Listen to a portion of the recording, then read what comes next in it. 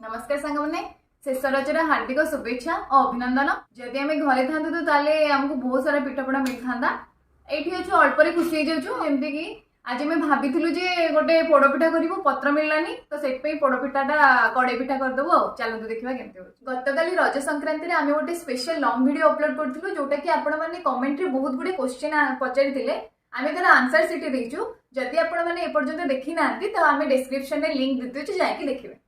कड़ई पिठा करने अति आवश्यक सामग्री पिठौ कटा नड़िया आउ किछि ड्राई फ्रुट्स। पिठौ प्रस्तुत करने बिरी आउ चाउलर भागमाप होउछि बिरी गोटे कप्रे 2 कप अरुआ चाउल। पिठौरे किछि लुण चीनी आउ छोट छोट कटा होइतिबा नड़िया को नहीं कड़ई रे रिफाइन तेल गरम करी ता भितरे पिठौ को ढाली देबे।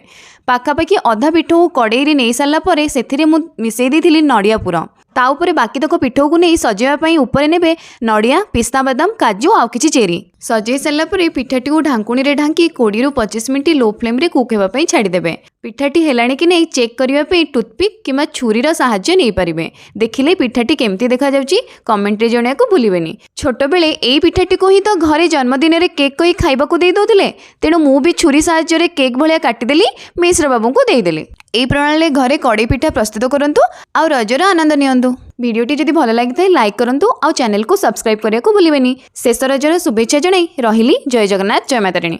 निया देखिलो पिठाटा केमती हेची रज पिठा हां